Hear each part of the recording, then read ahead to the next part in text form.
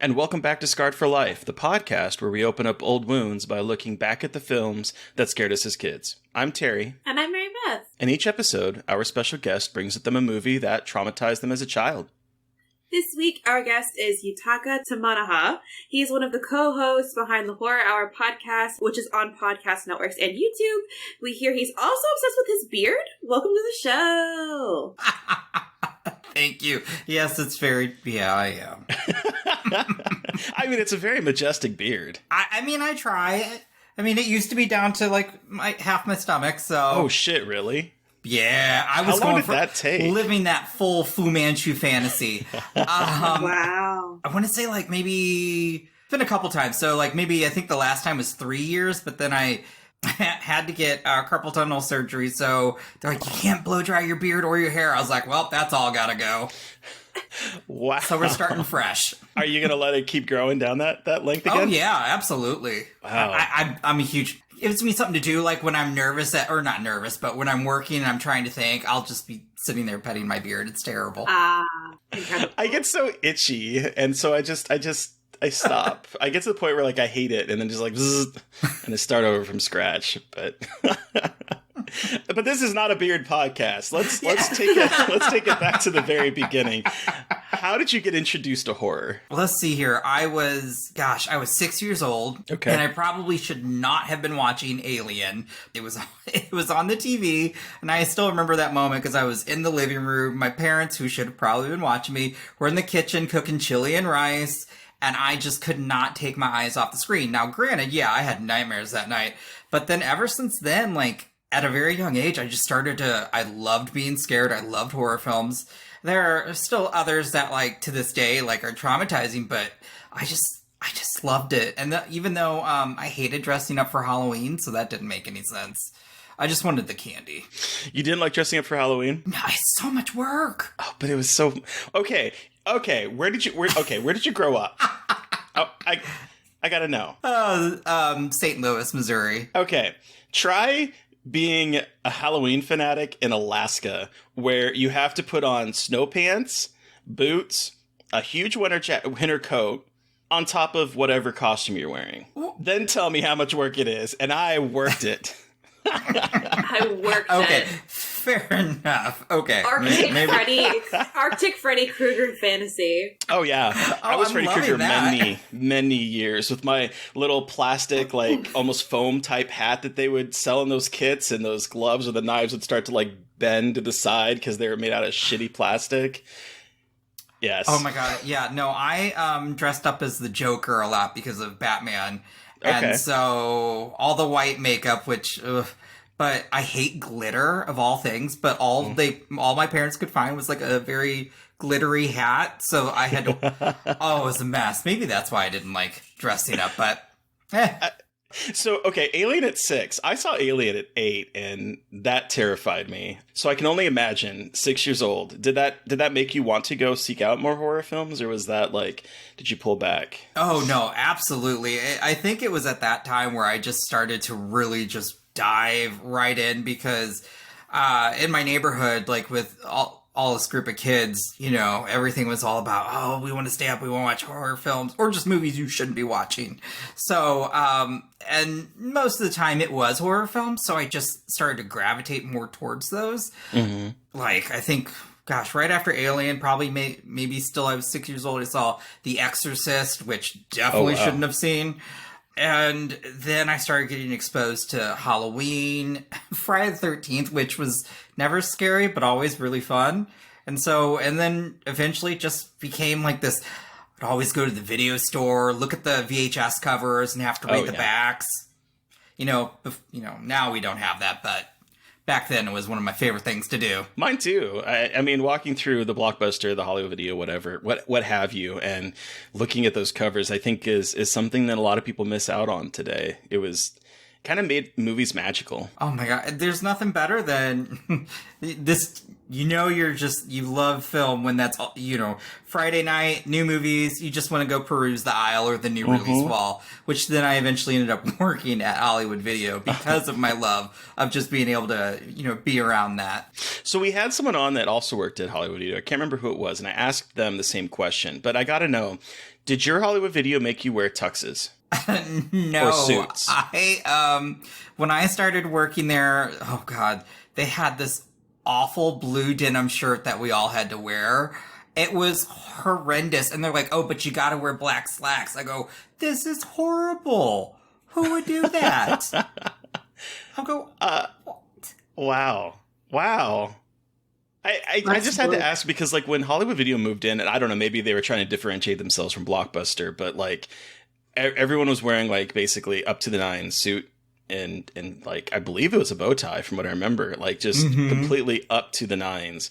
And I'm like, these people are not getting paid enough to be dressing in a fucking tux. Absolutely not. Was anyone getting paid enough to dress like that? The tux probably cost more than their salary. Oh my gosh. It's funny because, I just look back and I think, I remember how much I made. I'll go, it wasn't worth it. Well, actually, okay, hold on. The free rentals, that's really where everything was worth it. That's true. Yeah. That's very, very And when true. you had physical screeners, well, I guess they still do those sometimes.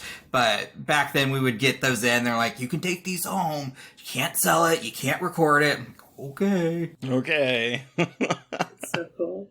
So you watched Alien. You talked about The Exorcist. What were some other favorites of yours growing up in horror? Obviously, anything Nightmare on Elm Street, I grew up loving just because Freddy's so charismatic.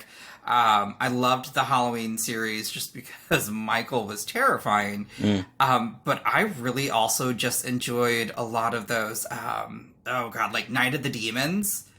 Okay. That is just so good. And I did enjoy some of the campier films, but I gravitated more towards gore growing up. It was just, and so I still miss how, really good practical effects because I feel like we've somewhat moved away from them. And I was arguing with somebody about how great Hellraiser was. Like, that's terrible. I go, for the 80s, that was beautiful. Oh, it was stunning. I still think it's stunning. Oh, it is. But yeah, I'm a gore hound. I still watch anything, but I just love seeing gore. I did too. As a kid, especially growing up in like the 80s, that is what I sought. Like the things that looked gnarly or goopy or gory. Like those were the things that definitely as a kid attracted me to it. I will say, I love The Thing, but it's something I can only watch every few years, only because I own Huskies. And so it's just so hard to watch. Like, that's the one thing I'm like, I can't watch that. Okay. But it's such a good film. Can I tell you a dog story about The Thing really quick? This is so obviously The Thing is like one of my all-time favorite movies. Mm-hmm. The first time I watched it with my stepdad and my now fiance a while ago. And, watched it. Great. Incredible time. 10 out of 10. Go upstairs to bed. Our dog, Fern, who never follows me really to bed, jumps into bed with me and then just sits and stares directly at me. Like, not 10 minutes after the movie was over, this bitch followed me and sat on the bed and stared at me. And she never does that. And I was like, it's over. It's over. So I get it. I get it. Even though she wasn't a husky, I understand. She's like, how dare you fucking watch that film? I love that. Ooh. Oh my gosh. I wish my husky would do that, but she's just too busy she's a diva. So I'm like, okay, well, thanks. I feel like most huskies are. Her name's Yuki. She is very, if it's not about her, she doesn't care. So everybody loves her at the kennel. I'm like, oh my God. But, I spoil her, so it's okay. I love huskies. Even though I'm not really a dog person, I love huskies. They're so cute. Their hair just gets everywhere. That's I was so glad when I was like, we're on camera so we can see each other. But I was like, oh, thank God, because I'm like, I got husky hair. And I was so excited to wear the shirt. Yeah. And But I was just like, ugh. He's wearing the Pride shirt from Mixtape and Me from this year, and I love it. It makes me happy. Oh, it's so good. Freddy does great designs, I just gotta say. I loved the rated R for violence, or I woke up and chose violence. I was like, I'm going to buy a couple of those. That's great. Yeah. Okay, so as an adult, I know that you said you kind of sought out, like, gory horror films. That sounds like it's still true today. Oh, yeah. So what are some that you've seen as an adult that you've really enjoyed? Well, we went hard. Well, I really did, just because I will say, as an adult, you're just... I would say you're very used to seeing, like, when I watch horror films, I feel like, oh, I might see the already the scare, or I might see, I can maybe predict what they're going to do. But VHS 94, just for some reason, watching the Hail Rotma sequence, Hail Rotma! Terrified the absolute shit out of me. And then the rest of and then of course Empty Wake and everything. And so I enjoyed that. I was like, man, maybe I want to start watching more, or films for me that just felt intense. And so like I just saw Resurrection, and oh my God, and Watcher. I'm just really looking for something that I can just kind of just surrender to and like really like get my blood pressure pumping. So I've been trying to gravitate towards more of that.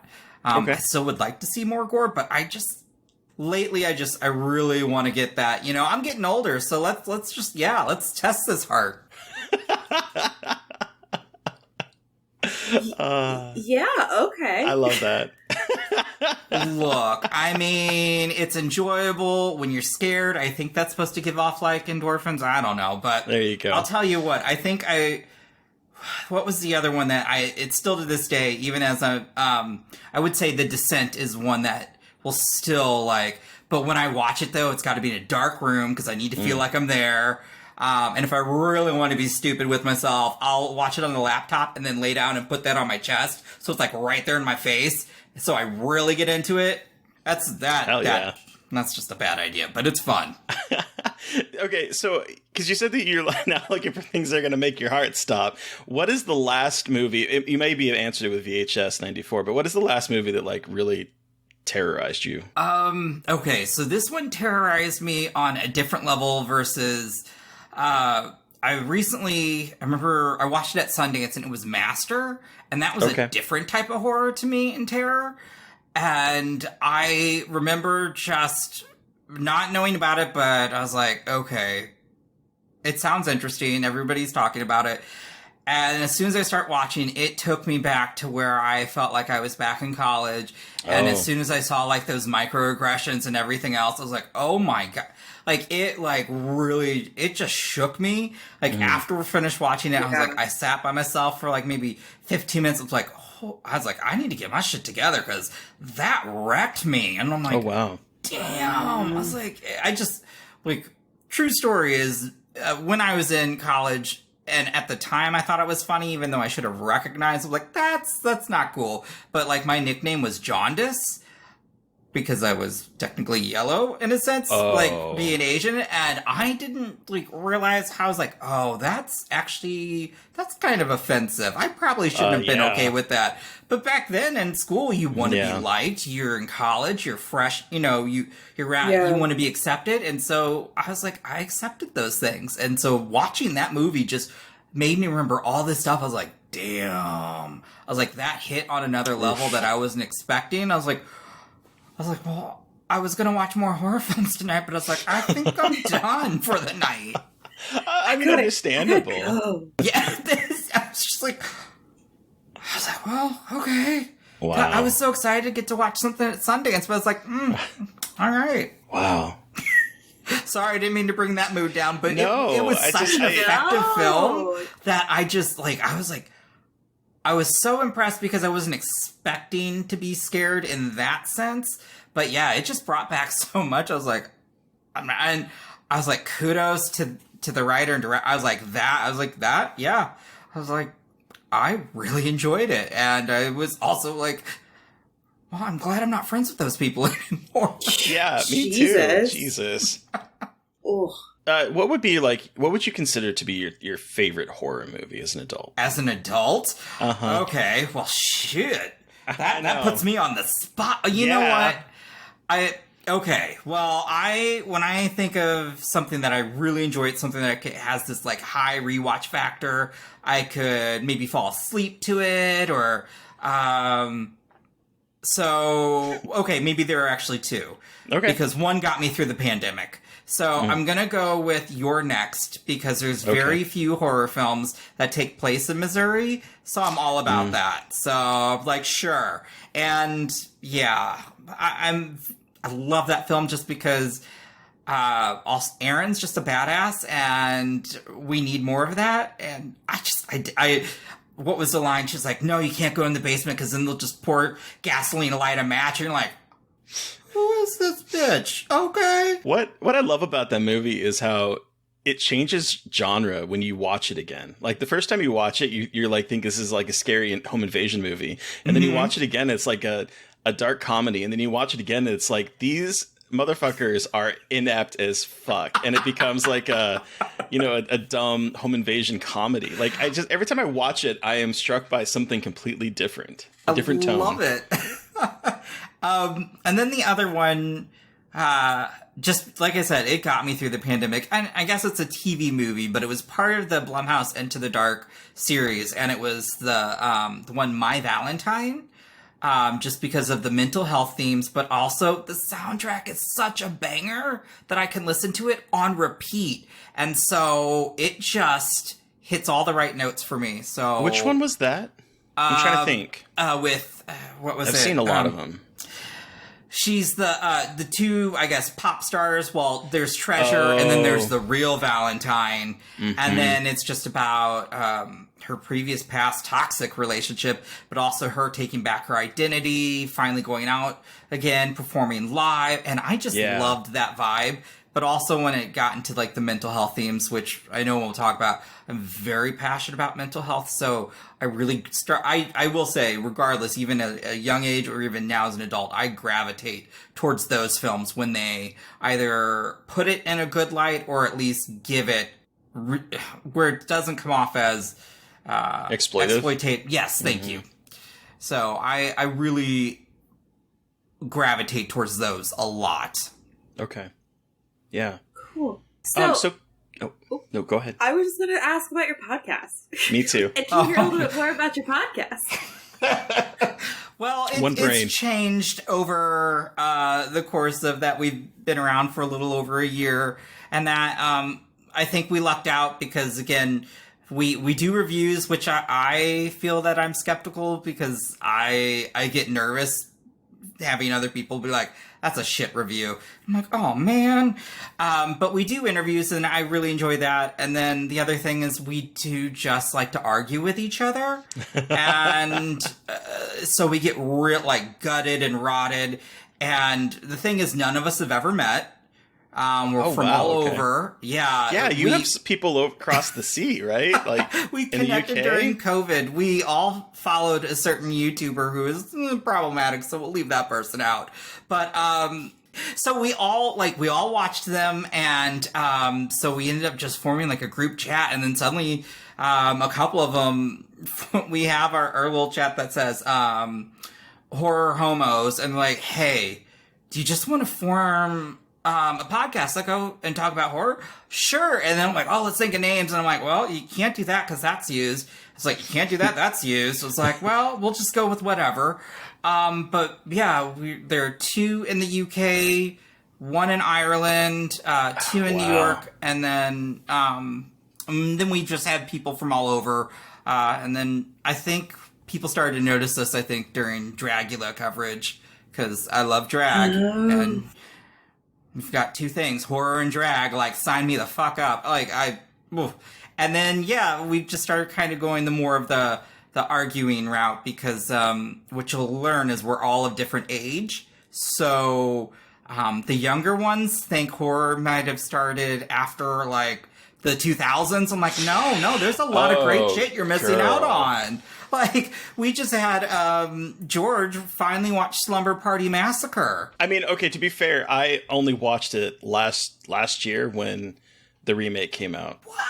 Yeah. I haven't seen the sequel, which I hear is great. Oh my god, there's such a good gross out scene in the sequel too. If you don't like pus, maybe skip that one. But it's one of my favorite scenes. And it's got the girl from if you remember the sitcom Wings.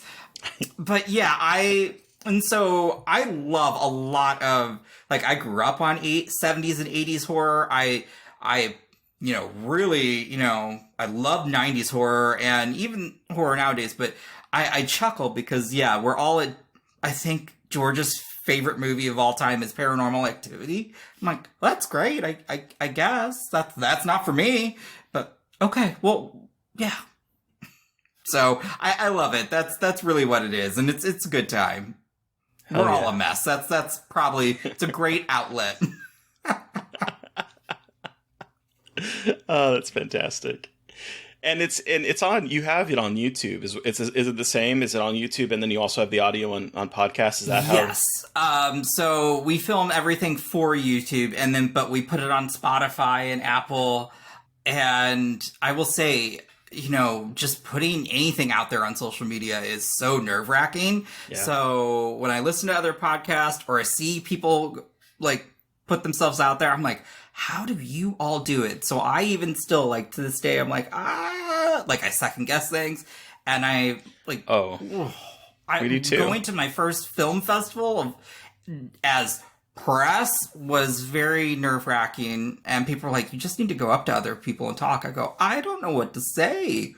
Like, I'm too introverted to do that. And thank God, like, this movie theater had a bar in it, and I looked over, and somebody had an artist pass, and I quickly read their name, like, oh shit, I love their movie, and I'm actually about to go see it. I can easily do something here. And, like, struck up a conversation. I was like, oh, okay, well, there was my one big task for the day. I feel accomplished now. So, yeah, it's fun, but I would say out of even all that, I think my favorite things are when we do get to interview filmmakers, just because I think it's a world that I've never got to be a part of, and it's just nice to be able to just sit and chill. What's been your favorite interview? Oh, that's putting me on the spot. Okay. Yeah. Well, that's what we do here. I would have to say, oh, damn. Okay. Oh, it's tied. I'm going to pull that. Okay. So we did get to do a panel with My Valentine. I will be honest, everything's happened via DMs sometimes. But we had the writer-director, we had Britt Barron, and then we had the composers of the soundtrack come on, and we just talked about the film, and we had a roundtable discussion. Oh, wow. And so that is very meaningful just because it happened right, I mean, gosh, I'm trying to think if lockdown, if we're still in that.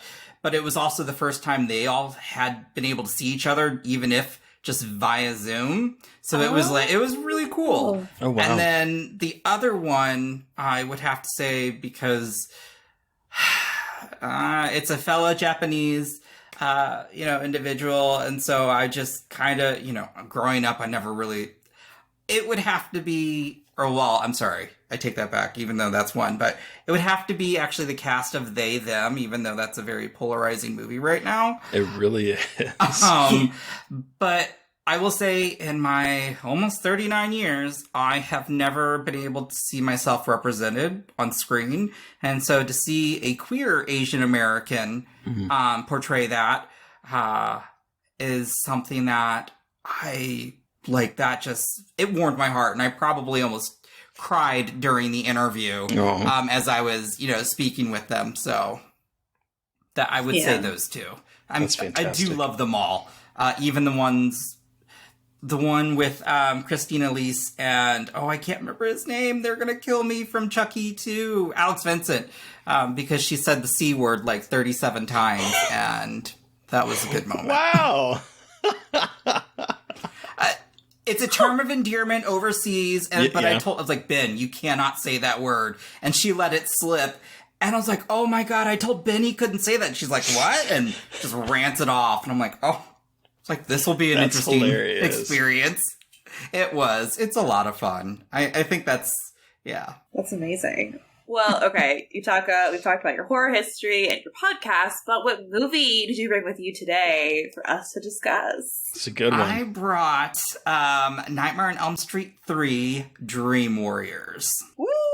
All right, let me read a brief synopsis, and then we'll jump Insert right Dokken into music stuff. here. Oh, yes. Oh my god, that music video. A psychiatrist familiar with knife-wielding dream demon Freddy Krueger helps teens at a mental hospital battle the killer who is invading their dreams. Thanks, IMDb. Thanks, IMDb. I swear, sometimes their synopsis are just like, they make me laugh. They're just, who wrote them? Who phrased it that way? With a psychiatrist familiar with knife-wielding dream demon Freddy Krueger. Like, who wrote that? Somebody who's not watched the film. Well, and also doesn't want to, like, but... spoil it. Oh, there's a spoiler. It's Nancy, the psychiatrist. Like, anyway. That's the big thing. I'd be like, Nancy returns. Like, what? Yeah. Anyway, IMDb aside, take us back to the very beginning. How did you see this movie? When did you see it? Why is this your Scarred for Life choice? Give us your horror story. Okay, so I know, gosh, it was before the 90s, so I was probably, I would say, I think I was around 7 years old. See, watched this stuff when I was young.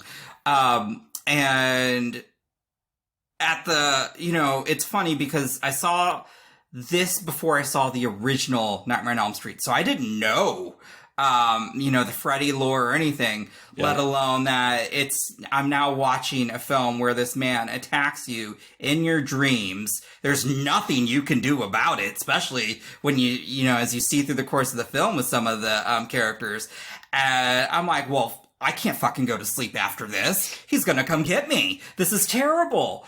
And then on top of that, as I'm watching this, if there's one thing that really terrifies me in life, it's not that I'm claustrophobic, but it's still being in a place to where you can still move, walk around, but you're still blocked in. If technically during the pandemic, we really couldn't leave our houses in a sense at times. And so that and so seeing all of these kids within, a mental institute, at a psychiatric facility, and the fact that, they're behind these locked doors, they can't get out. Meanwhile, now, one thing that they can't even run or do anything, and now you've just got nothing but your dreams. Like, when they put Kincaid in the quiet room, I was just like, nope, not having this, don't want this, I can't. And then, something that even creeped me out because I was still not like, I love Alien, but when Freddy comes up out of the ground and swallows her, even though now I watch it as an adult, I'm like, this is slightly sexual, but okay. Oh. At the time as a kid, I didn't get that context, I guess. But I was like, oh my god, I was like, oh my god, great. He's going to attack me in my dreams. I don't know what he's going to do. He's clearly gonna, there was just so much in that film that terrified me and just was like an assault on my senses, because then you also kind of have the comedy, so it feels like it's luring you in to like this, okay, this is a safe film. And then, nope, he smashes your head into a television. I was like, well, shit. Welcome to prime time, bitch. Iconic line. It is. And honestly, it's funny because as I watch this, and this film freaked me out so much as a kid, I didn't realize, how much of a drastic change it was from the original in a sense. And so then when I saw that, I go, well, this is a whole nother film. What? But I mean, Freddy's Freddy. He's so charismatic that, man, there's a lot about his character that I love. But that third one, just, the other thing, when you're a kid or a teenager and you are struggling clearly with something and none of the adults gave two shits or even cared to listen, granted, yes, it's fantastical in the sense of what's happening, but it's just like, me as a kid, I'm like, well, shit, I'm thinking, well, if this does happen, they're not going to believe me, or I'll get that you should have been watching that. So it's like, well, Yeah, I think that's one of the things that these films, particularly like the first, I would say 4, do really well is pit the kids against the parents in a way that it's like you realize that the people that are supposed to protect you, whether that's your parents, whether that's the psychiatric facility that you're at trying to get help at, regardless of what it's going to be, teachers, it doesn't matter. These people are going to fail you. Cops, even. I mean, even in the first one and in this one to some degree. Cops, everyone is going to fail you, and you are on your own because no one's going to believe you. It's the kind of the message of this film, of these films. Yeah, and so even even at the end, I still felt somewhat helpless because I was just like, well, I looked at it, I was like, some of you survived, but at what cost?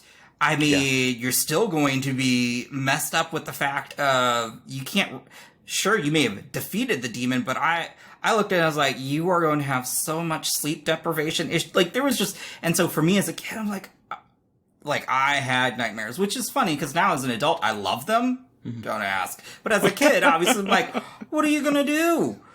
So, I mean, you brought up the, that they're going to be kind of fucked by the end of the movie, regardless of if they survive or not. And I think that's something this movie does incredibly well, because at this point, Nancy is broken. She's having to take these Hypnosil so that she has dreamless sleep.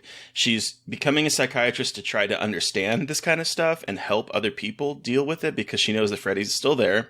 Her father has picked up where her mother left off when she died and is like drinking himself into oblivion, trying to forget and cover up the guilt of what happened. All these teens are, before they even get into the the movie starts, they are pretty much, they're broken. They're trying to pick up the pieces and fix themselves. By the end of this movie, they're going to escape Freddy. And we know that none of them actually do escape Freddy in the sequel. It's very true. But even if that weren't to happen and this was the end of that story for them, they're still just going to be as broken as Nancy and her father were from the first movie. Mm-hmm. And, oh my God, Kristen's mom.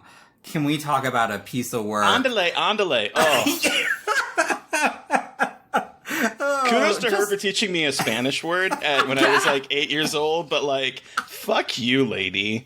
Oh my, and her voice was so grating, and it the lack of, when she's sitting there, she's telling them, telling the staff her daughter's issues and just blowing everything off. I'm like, who? What? You technically walked in on your daughter and she's got a razor blade and she's technically, in a sense, looks like she slit her wrist. I'm like, and you are just, you don't care. What? Mm-mm. But I also with the introduction of Kristen, you feel like she's set up as the final girl, and she is to an extent. You have now well-known actress playing Kristen, whose name I just fucking forgot. What the hell? Patricia Arquette. Patricia Arquette. What the hell? Patricia Arquette is playing her, and so she's set up as this main character, similar to Nancy. But then it becomes a group movie, and it's so much more about kids coming together rather than the journey of one individual.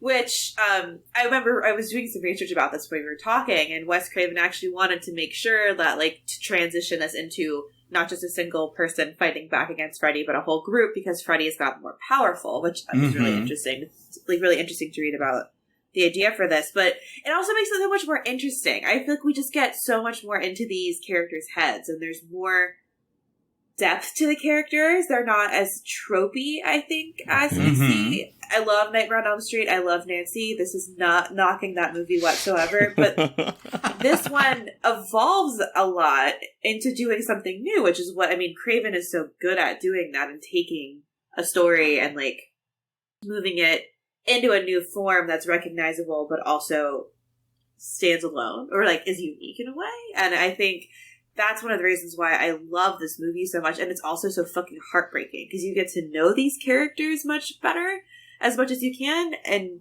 get into their heads and really understand where they're coming from as hurting kids, hurting young adults who are just trying to grow up. And it's just so much more tragic, I guess. And Why can I not? Oh, there. Okay, so Taryn, let's talk about the fact that this film also, brings in addiction, and the way she's killed is just so like.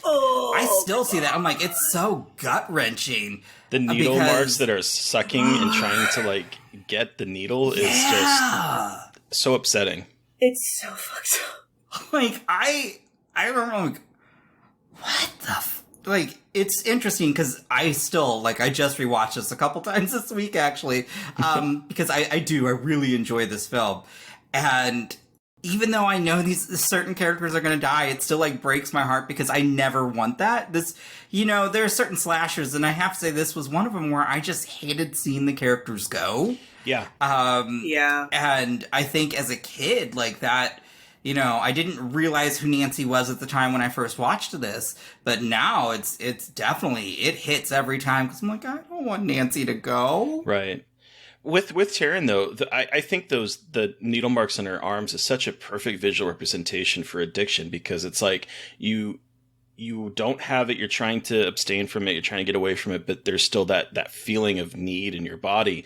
And the way that those things are like, yes, give it to me, is just, it's so upsetting, but it's also, I think, a fantastic visual metaphor for the I think, inner struggle that she's probably going through her entire life, potentially. Well, I mean, she dies, unfortunately, but yeah. No, yeah. And there's that, she's trying to just make it through while she's in there. And even that one orderly is like, hey, I've got the good stuff. And she's like, I'm just trying to, there's just so many things as I'm older, I'm like, wow, they really hit the nail on the head with some of this stuff. Because also, if you think about back then too, those facilities were not the best, just in terms of with staff and how individuals were cared for, and so I just find it very fascinating to watch back then, and just think about it. And so my first thought as a kid watching this is like, where are they? I'm thinking it's a hospital. They should be helping these these kids. And I'm just like, what? And again, it goes back to everybody in their life failing them except, their peers. Well, and I will say, I have had friends who have spent time in facilities like this even recently, and this experience isn't that far off from what people still experience in these places now, either. Yeah, their 80s are known for, not having the best treatment, but people are still treated like absolute shit in these facilities, too. So I watched this for the first time. The summer of 2020, I watched all of the Nightmare on Elm Street movies for the first time. I saw the first one, but I went through the whole series for the first time. And I watched this one, and I like the second one, but it's obviously very silly. And then this one kind of took me by surprise because it's so much more, I think, emotionally intense in terms of how it looks at the issues that kids and young people go through, and what these inner fights look like, and how no one has resources to really they're not given the resources because they're not taken seriously as kids and as young people, and mental illness is not taken seriously, and it's just Jesus Christ. And then going off of that with Nancy, who. And this is was a movie I was like, I'm so glad I've seen this, because people are always thinking oh, there's finally final girls getting their revenge as they're older now, and a portrayal of final girl trauma, but we've had it the whole time in movies like this. But how fucking hard it is to get better. I mean, obviously it's about Freddy, but it just reminds me of how you grew up with a mental illness and learn how to just live with it rather than being able to fully defeat it. Or in Nancy's case had to be medicated with a drug that technically was very still experimental in the film, and so I've myself have spent time at a facility, at a hospital within their ward, and growing up, I would say I was a teenager at the time, and It's very interesting because, yes, I would certainly say this has some, it feels real. I would like to think now things have progressed, even though we do hear horror stories. And so I look back because I'm like, wow, that's still, as the tone or as it was representing these kids in that scenario, I was like, that feels very authentic and real, even though we still have this demon, this creature in a sense, which is not real. But I really just, there's something that Wes really did with this film that it just really sits, it freaked me out as a kid, but now as an adult, it just really sits there with me because it's one of the reasons why I love Wes Craven. But it's definitely just a film that I feel just has really just sat with me throughout my life. So you said that you saw this before you saw the first one, and I think that's interesting because I do think I grew up. I saw this one in the 80s. When did it come out? It was 87. Yeah. So I did not see this one. So I saw the very first one when I was young. But in the 80s, you watch what you can get your hands on. And so I went from watching this movie to watching the fourth movie. Okay. And the fourth movie remains to be my favorite of the sequels to this day for a multitude of reasons. But I watched the fourth one, didn't realize that it was like a direct sequel to 3. And so then when I finally watched 3, I was so confused. Because first of all, Tuesday Night is Kristen in my young mind because she plays Kristen in 4. And so then I see this one and it's Patricia Arquette and I'm like, who are you? I know your mom because she says "andale, andale" in the fourth one a whole lot. So I know. God. So I know that that's your mom, but who are you? Because you are not Kristen. And so it was like this really weird experience of watching the fourth one and then watching and not realizing that it was, again, a direct sequel to this and then finally watching this one. And I have some very specific memories of seeing this as a kid. I remember trying to self-hypnotize myself in those hypnosis scenes. Never being able to, but like, okay, I'm going to stare at it this time. This time I'm going to get hypnotized. Never was able to. I love that. I remember trying the spoonful of instant coffee with the soda. Can confirm it tastes like shit. Oh.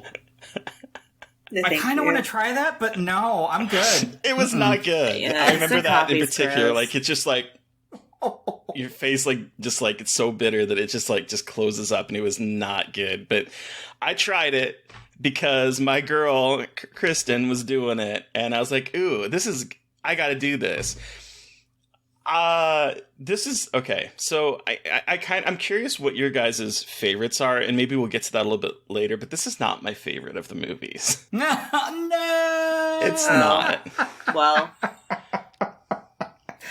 you're wrong. That's heartbreaking. That's not since this isn't a good movie. I like every single Nightmare on Elm Street movie, even 5, which I think is abysmal as hell. We're not counting the remake, right? Oh, that is where we sure. do not say in this house. There is no remake. Absolutely. Stinky. Okay. But this is I think 4 is a much better movie. I know. Yeah, I don't know the minority. I don't know about all that. I will say, I won't agree to that, but I will say Alice was a badass character. Alice, my favorite was girl. Yes. I mean, Alice, like, that's what sells for and is able to keep me entertained in 5 is Alice. She's awesome. Yeah. She's the best final girl. I'm sorry. She is. I won't agree to that one, but she's up there for me. But she is my favorite. She is my favorite. She's definitely up there, just because I really enjoyed the progression we just saw of her character. Yes. Well, this is not a Dream Master podcast episode, no, I know. but I will say that I do think 4 is a queer episode, a queer movie in it. A queer episode? A queer movie in the franchise. Okay. And I love that she goes from being this like mousy character to being an absolute badass who's in control of her sexuality and her identity by the end of the film. Oh, I like that. Still not going to make me like it over 3, but I like that. Because she goes through and she takes all of the best things about every gender, all of her friends, and she explores gender through all of her friends and and her brother and everyone that gives her powers, and she becomes a full-fledged person by the end of the movie. So I think 4 is a superior movie in that regard. But moving on, one thing that I did do as a kid, I played the video game. I don't know if you guys ever knew there was a video game. On NES? Yes.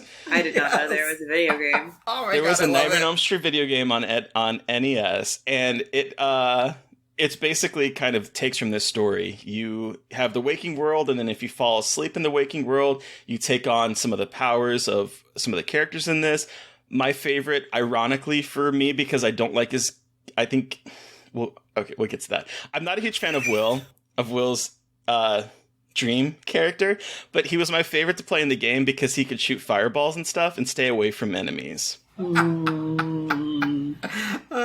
my gosh, I haven't played that game in like obviously ages, but I watched a YouTube playthrough of it, and I was like, "Oh my god, this brings me so much back. This brings me so back to it." Because the idea is you have to go find the bones of Freddy and put them together and finally vanquish him. So it's basically the plot of this movie. But pretty much. I'm trying to think when this came out now, but you know, I remember when the video game came out, and it's still like. Actually, I just remember growing up and like still, you know, watching these movies and you shouldn't be. And then you see these video games because there's also the Friday the 13th video game. And it's just like, really? Yeah. Like, and now you see games like that and it'd be like, oh, rated M. I'm like, we were playing it all on the NES back in the day. Yeah, we were stalking Jason and trying to like stay away from him from in the houses, and we were fighting Freddy with fireballs. I love it. Oh, that warms my nerd heart. It just like takes me back.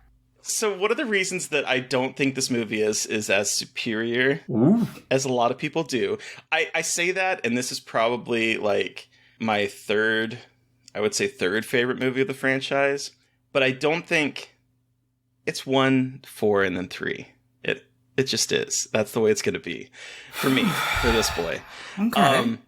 What I think this movie does incredibly well, and I realized I was trying to think why this movie never really connected with me as much as it did with a lot of people who consider it either the best or the second best Nightmare on Elm Street movie in the franchise, is that it does a very fantastic job of creating all this trauma and being very grounded and presenting these fantastic characters that are grappling with a whole lot of shit.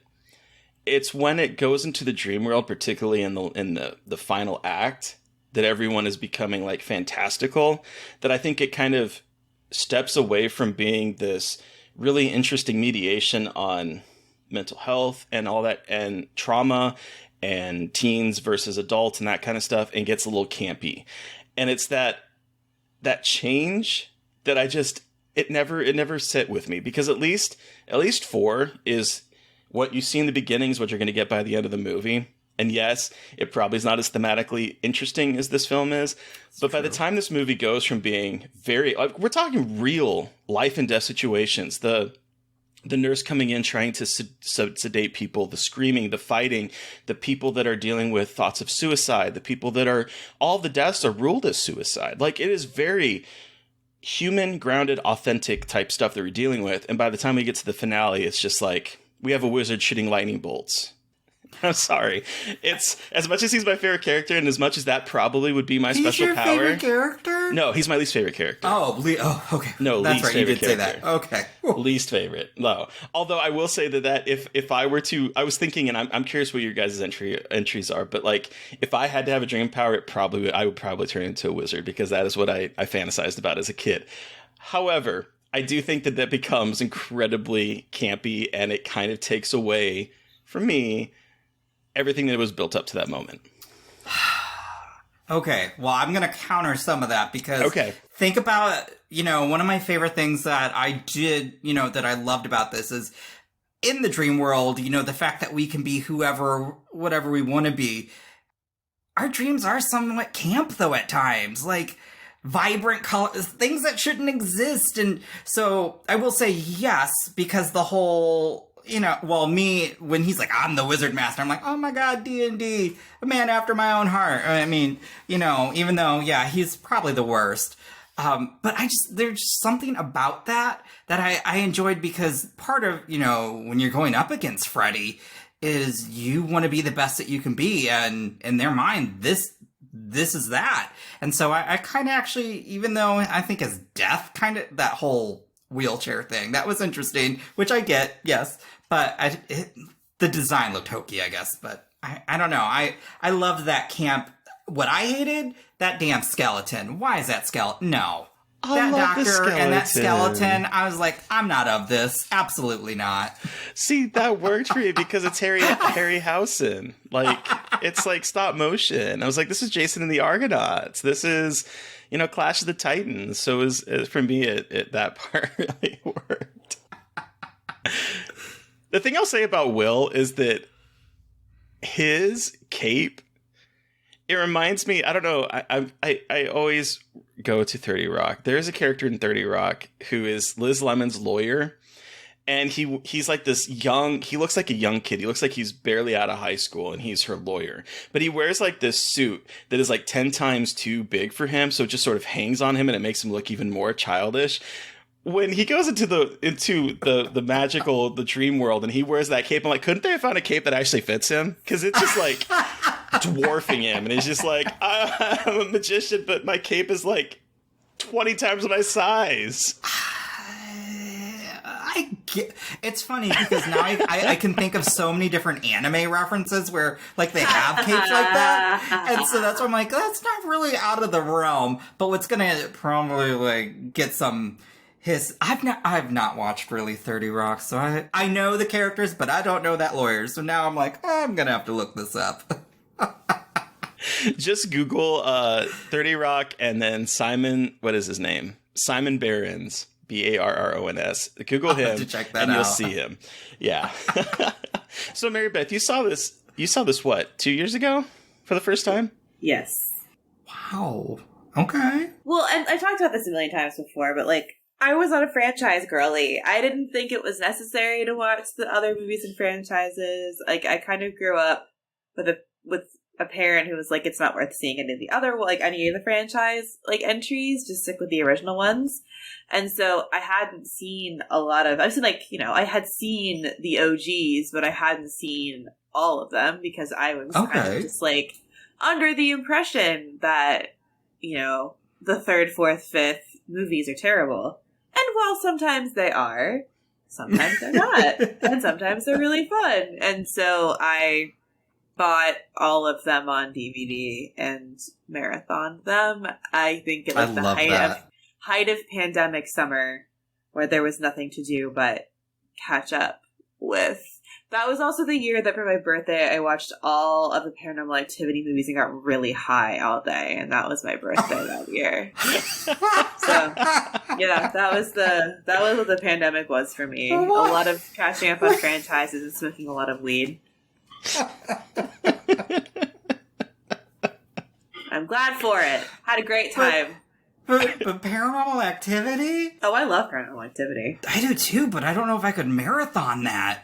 That's dedication. Oh, yeah. I wasn't fucking around. That was my birthday. I was like, I can't do anything fun for my birthday, so I'm just going to watch. This is my fun.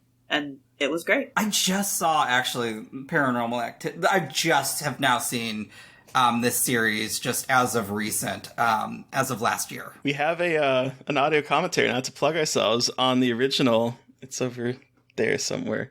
My head. I am terrible at maneuvering a camera. But we have an audio commentary on one of the Blu-rays. We love Paranormal Activity around here. The first one for me. The rest of them, I wish I would have saw the first one in theaters. I really that's the experience. Wish I would have. And I am still kicking myself because after I watched it, I was like, oh, okay. Yep, now I see why people love this.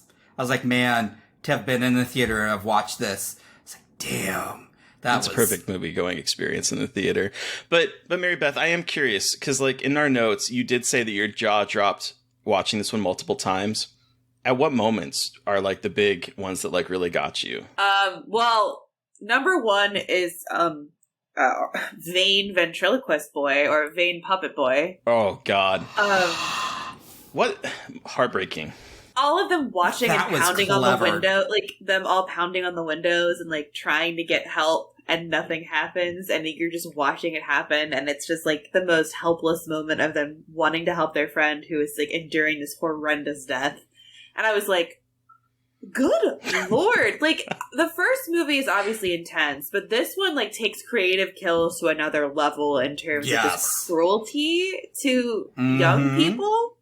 I mean, like the veins and then the needles were the two that like really stood out. And also the TV and slamming her head into the TV, like while it's kind of comedic in a way, it's also just like so violent and so you're not like, they don't let you look away and the practical effects are incredible and it's just jaw-dropping in the cruelty and the creativity of it all, I think. And it's just how well it stands up. I mean, it's from 1987, but still it's just like, oh my God. Like, that's the most upsetting thing I've ever seen. Oh, that little, like, Freddy puppet doll, like, with the claymation and all. Like, yes! Oh my, yes. I want to own one of those. Me too.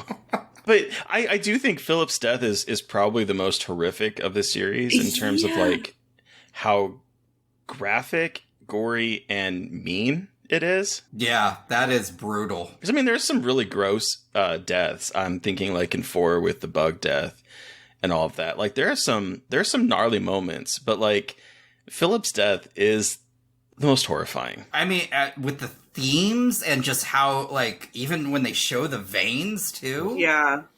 It's the one where we see his foot. And it's, like, out of it. And it's almost like you almost just want to, like, can you just pull it a little bit further and get it out? Because it's, like, right there. And it's so... And his face, that smile when he gets out of the bed and he has, like, this horrific smile just plastered on his face. But I'm sorry, Mary Beth, I interrupted you. I was going to say, like, because of, like, they're in a psychiatric hospital and you have this, like, self-harm imagery going on with this whole, like, with that. And with the needle death as well. There's a lot of, like, self-harm imagery here that it's, one, really easy for you to just say, oh, they killed themselves, like, they're just crazy kids, and it's very easy to you know, push it off. And then it's just, and then two, it's just, you know, you're getting that imagery over and over again, especially if, like, you yourself have had mental health issues. And also in terms of, I have OCD, and this has a lot of, like, it kind of made me think about intrusive thoughts of physical harm, and, like, how Freddy is the manifestation of them, like, coming to life. And you're like, fuck, these are just supposed to exist in my brain, but they're actually happening.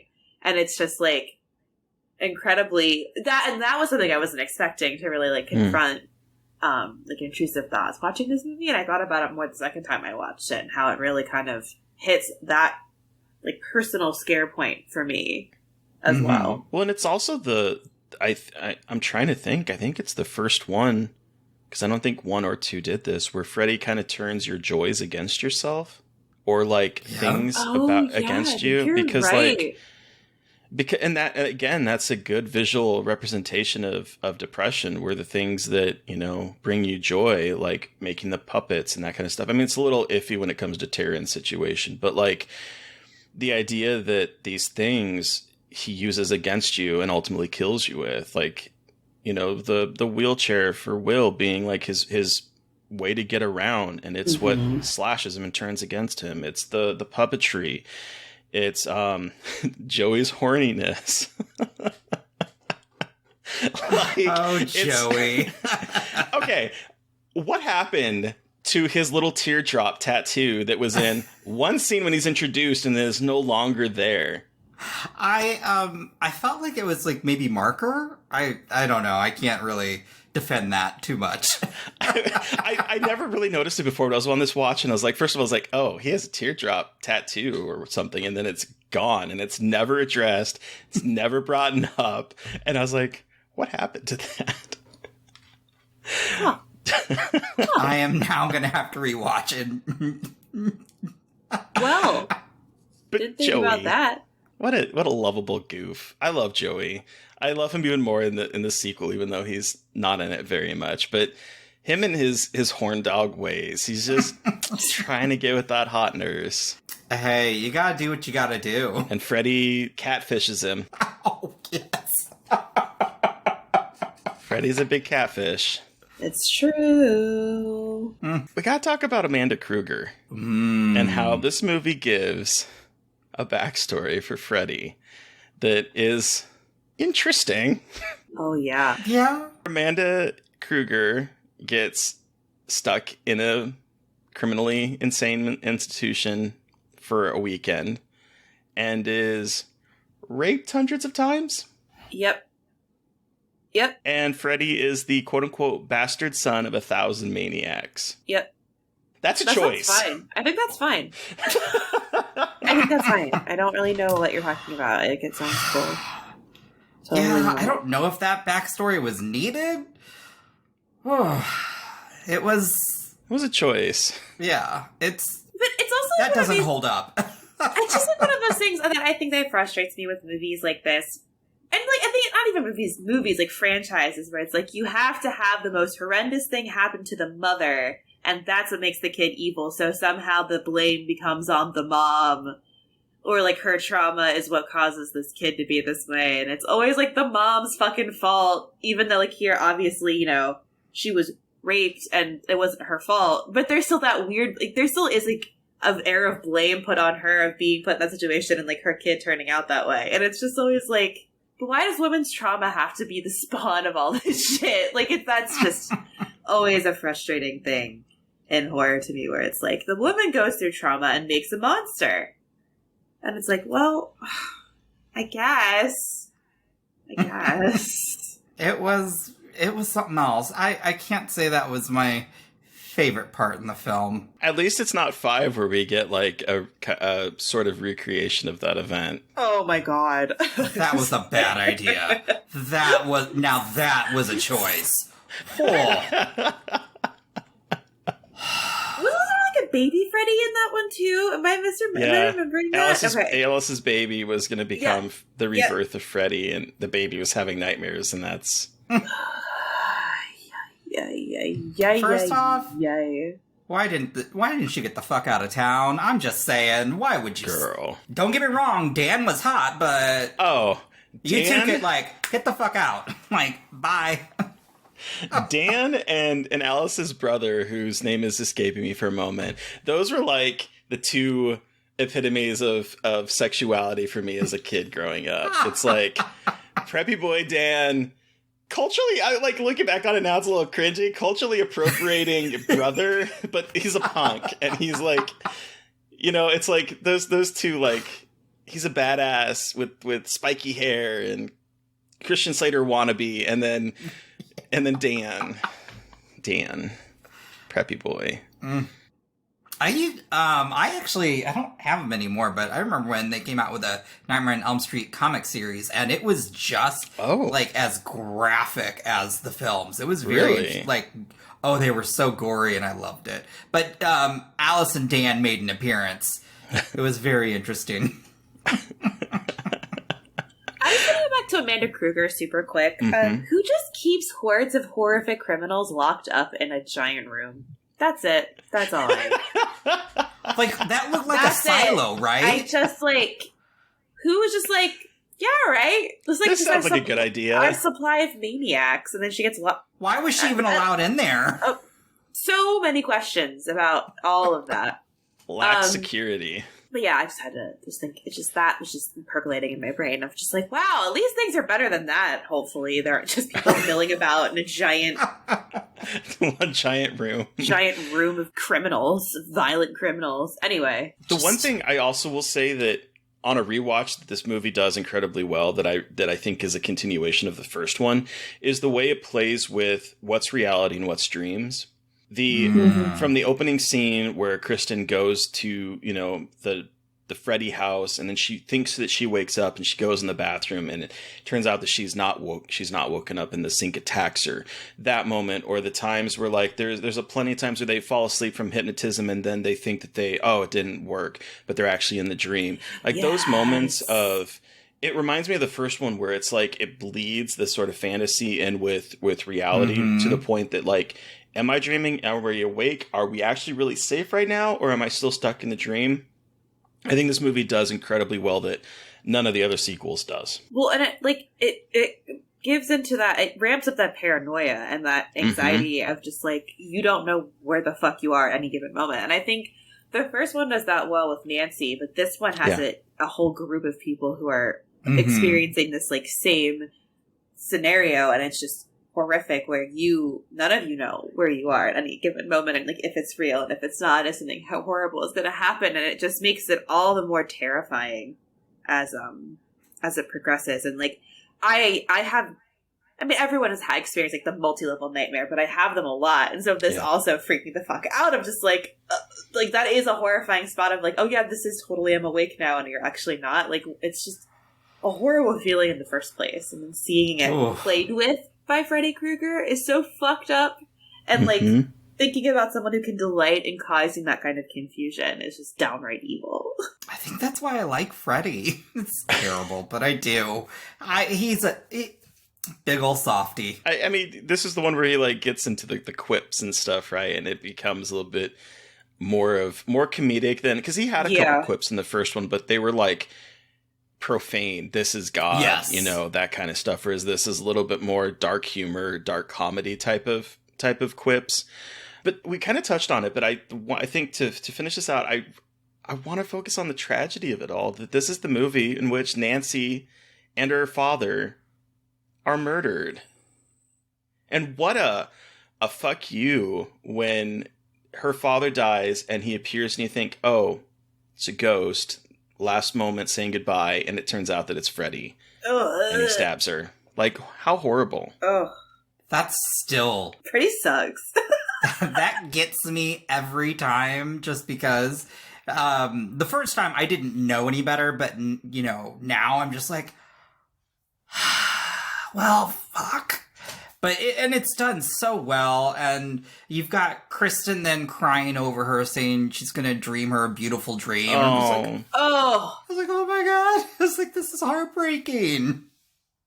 I was happy though that it felt like, even though it really wasn't, that she got that resolution with her dad, but. That was cruel. Well, and again, like, this is coming out, this is, like, in an era, and, like, in horror franchises where you expect there to be, like, a quasi-happy ending, and, like, the good girl isn't gonna get got, and good girl got. And it's fucked up. It's fucked up. I love the Nightmare franchise, and I will say, as we've talked about this, I'm so basic, but honestly, I'm always going to go back to the original. Like that, even though this was my first experience to Freddy, there's just something about the very first one that I just thoroughly enjoy. Yeah. And it's, but yeah, this would be so what's your ranking of these films? Again, putting you right on that spot. Yeah, I'm okay.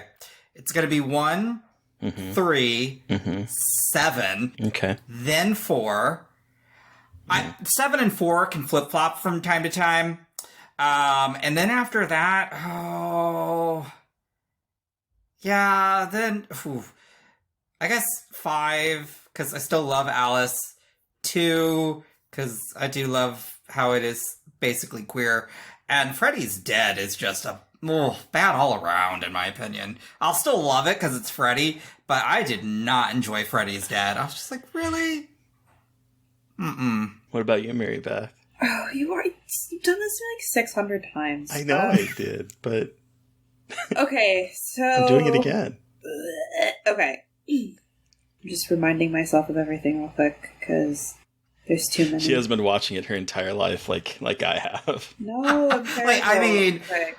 oh gosh. So, okay. Just... 1, 3, okay, 4, okay, New Nightmare, 2, 5, and 6. Okay. Yes, that's my final answer. I'm not mad at it. What's yours, Terry? 1, 4, 3, 7, 6, 2, 5. Okay. I think 5 is just, it's boring. I'll be honest, I went to go see like a marathon of them, like, oh geez, I don't even remember when it was. It was like 4 years ago maybe. And so it was like literally up all 7 of the originals, fuck the remake. And it was like an all-day affair. And I'll tell you, by the time we got to 5, I was falling asleep. I'm like, this movie is so fucking boring. And as terrible as I do think 6 is, I don't think it's a very great movie. It wasn't boring, at least. It was silly. It was fun. I'll give you that. It was like a Looney Tunes cartoon brought to life. So for me, it was more fun than 5 was, because 5 I just thought was a turd. It was just so boring. I was so bored in that movie. There's some gnarly moments in it, but it's boring. They could have went hard on that kid who got, like, with the comic book death scene. Still I mad know. about that. Oh, yeah. Like, I'm like, It's the you most guys went too defensive light kill, on that. but it's like, yeah. Mm-mm. All right, so Yutaka, watching this now as an adult, does it still scar you? Is it a still scar for life moment? Did it bring you back to being a kid? No. Okay. I just love it. I will say, it's something that I could just put on and just enjoy myself. Like, watching this, delighting in Freddy terrorizing all of them, even though, like, they're great characters. But I just, again, Freddy as just this individual is so charismatic that I delight in seeing him on screen. So Hell yeah. I can't say I'm scared of any Nightmare on Elm Street film anymore, sadly. Fair. All right, so let's wrap this up and give Nightmare on Elm Street 3 Dream Warriors a rating out of 5. Terry, how many words just left my head? How many Welcome to Primetime bitches out of 5 do you give Dream Warriors? Okay, so I think this movie is a lot of fun. I do love the themes that it explores. I love the characters. I do think that as a whole, the group of characters here are probably the most well-rounded of any of the teens in the Nightmare on Elm Street franchises. I think that they're very lovable. They're very likable. The effects in this movie, we briefly touched on it, from the snake, I think is still incredibly well done. I have a soft spot in my heart for stop motion, and so the stop motion aspects of the puppet and even the skeletons Yutaka at the end, I think are great. I think this movie has a lot of great practical effects.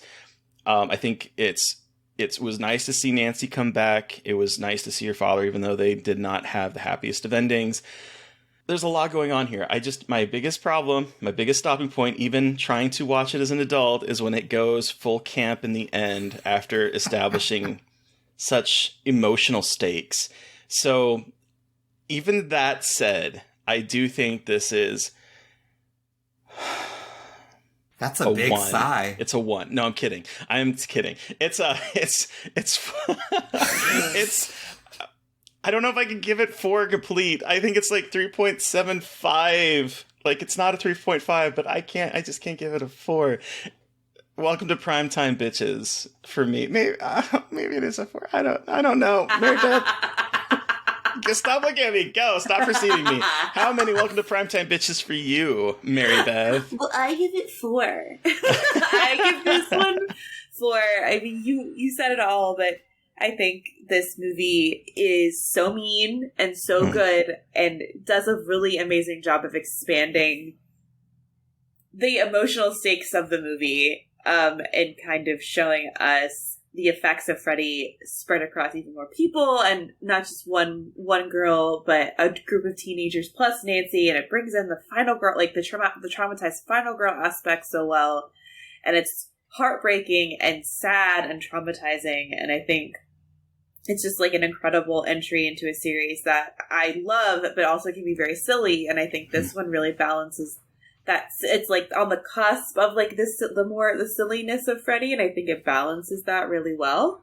And it's a damn good sad time. So Yutaka, you have the final word. How many? Put that on the poster. I'm sorry, but put that on the fucking poster. A damn good sad time.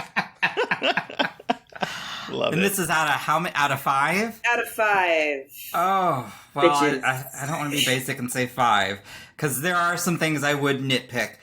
But I will say, it's one that I know I've seen probably at least over 100 times. It's just something that, growing up terrified the hell out of me, but I still enjoyed it. As an adult, it has just this high rewatch factor, because as you said, I think the characters, this is just a great cast. Yeah. And you really just get to also see, it was, as an adult, I will also say it was just so great seeing that Nancy come back and be, a little bit more hardened. But then you have, as you said, Kristen, badass. There's just so much. Oh, God, this brings me back to my childhood, which is terrible. Because it's more of that I love the fact that I'm thinking about all the films that I've seen that just take me back. And this is so... I will give this one, and also, again, Philip's death. That is so cruel, but so good. Yeah. I would say a 4.5, because I could easily put this on or if it were to ever come on TV at any point in time, if I just, turned on maybe halfway through, I'd sit and finish I love this film.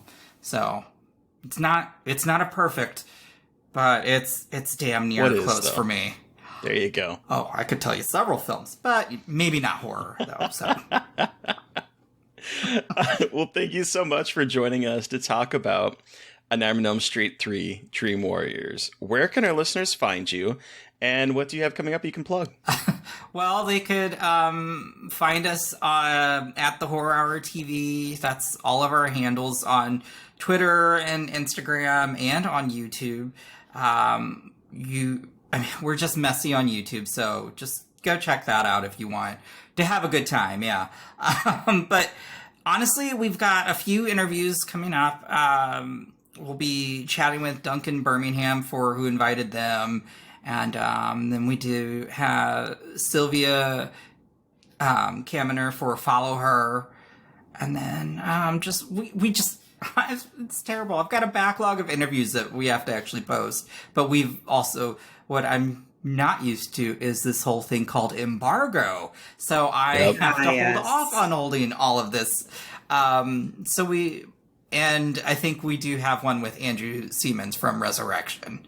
So, cool. Yeah. That's what we have, and we have some in the works for maybe some future Shudder films as well. And your personal Twitter account? Oh. Okay, so that is... it looks like Osaka, which is funny, because it's almost so close to Osaka, but really it's actually a Japanese anime backwards. So, Yu Yu Hakusho. So I was like, and as I say this now, I'm thinking, nobody's ever going to have that handle. I will say, at least on most of mine, that's been my handle, and I've never had to add like an underscore or a number, so I'm very happy about that. So don't fuck that up, people. Yeah, people. But yeah, that's where they can find me and our podcast, and we're just a silly group of people. Hell yeah. Awesome. So listeners, you've heard from us, but we want to hear from you. What was your experience with A Nightmare on Elm Street 3 Dream Warriors? Send us an email at scarredforlifepodcast@gmail.com or reach out to us directly on Twitter. I am at MB McAndrews. And I'm McGailey Dreadful. And of course, don't forget to follow the podcast on Twitter at Scarred Podcast. And please don't forget to review, rate, and subscribe. Thank you to Eric Power for our artwork. Thank you to Sean Keller for our music. Thank you everyone for listening. Please stay safe out there, but most importantly, stay creepy. And until next time.